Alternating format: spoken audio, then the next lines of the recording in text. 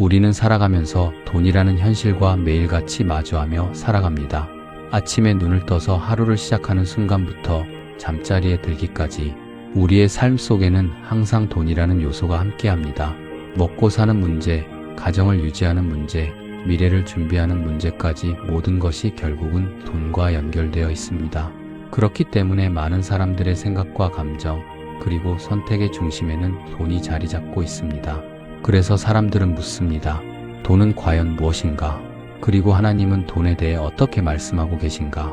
어떤 사람들은 신앙생활을 하면서 돈을 멀리해야 한다고 생각합니다. 돈을 추구하는 것 자체가 믿음 없는 행동이라고 여깁니다. 반대로 또 어떤 사람들은 하나님을 믿으면 반드시 물질적인 축복을 받아야 한다고 생각합니다. 그러나 성경은 이 두 가지 극단을 모두 경계합니다. 성경은 돈을 악하다고 말하지 않지만 돈을 향한 우리의 마음에 대해서는 매우 분명하게 말씀하고 있습니다. 돈을 사랑함이 일만 악의 뿌리가 되나니 이것을 탐내는 자들은 미혹을 받아 믿음에서 떠나 많은 근심으로써 자기를 찔렀도다. 여기서 중요한 것은 돈이 아니라 사랑함입니다. 돈이 문제가 아니라 돈을 향한 우리의 마음이 문제라는 것입니다. 돈이 우리의 삶의 중심이 되고 하나님보다 더 중요한 자리에 놓이게 되는 순간 그것은 더 이상 단순한 재물이 아니라 우상이 됩니다.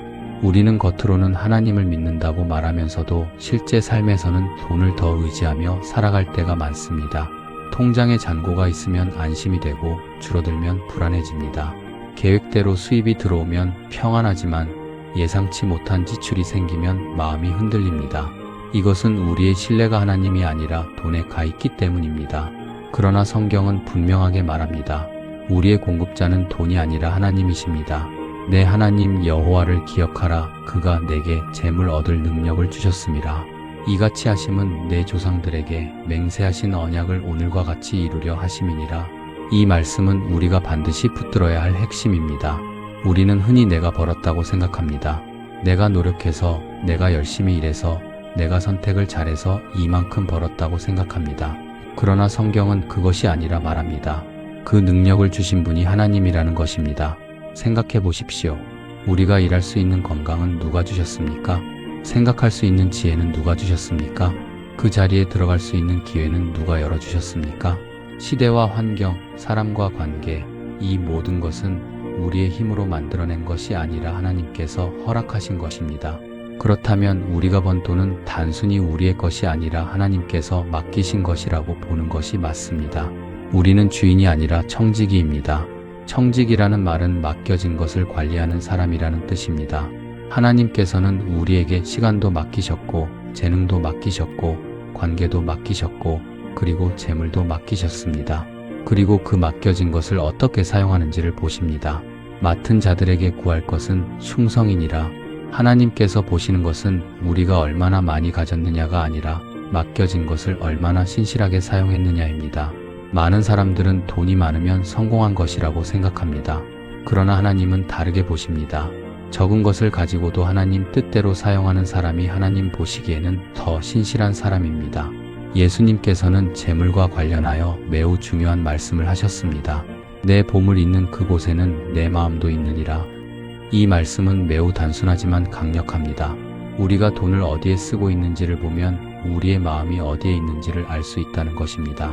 하나님을 사랑한다고 말하지만 실제로는 대부분의 재물이 자기 자신을 위해서만 쓰이고 있다면 우리의 마음은 하나님이 아니라 다른 곳에 가 있는 것입니다. 또한 예수님은 이렇게 말씀하셨습니다. 한 사람이 두 주인을 섬기지 못할 것이니 혹 이를 미워하고 저를 사랑하거나 혹 이를 중히 여기고 저를 경히 여김이라. 너희가 하나님과 재물을 겸하여 섬기지 못하느니라. 이 말씀은 우리에게 선택을 요구합니다. 하나님을 섬길 것인가, 재물을 섬길 것인가, 둘 다 붙잡고 갈 수는 없습니다. 재물을 가지는 것은 문제가 아닙니다. 그러나 재물이 우리를 지배하는 순간 문제가 됩니다. 돈을 소유하는 삶은 괜찮지만 돈에 소유당하는 삶은 위험합니다. 하나님은 우리가 돈을 통해 선한 일을 하기를 원하십니다. 하나님 나라를 위해 사용하고 이웃을 섬기고 도움이 필요한 사람들을 돕는 데 사용하기를 원하십니다. 선을 행하고 선한 사업을 많이 하고 나누어 주기를 좋아하며 너그러운 자가 되게 하라. 이것이 장래의 자기를 위하여 좋은 터를 쌓아 참된 생명을 취하는 것이니라. 이 말씀은 재물의 방향을 말해줍니다. 재물은 쌓아두는 것이 아니라 흘려보내는 것입니다. 하나님께서는 우리를 축복의 통로로 사용하기를 원하십니다. 또 하나 우리가 붙들어야 할 중요한 말씀은 이것입니다. 그러므로 내가 너희에게 이르노니 목숨을 위하여 무엇을 먹을까? 무엇을 마실까? 몸을 위하여 무엇을 입을까? 염려하지 말라.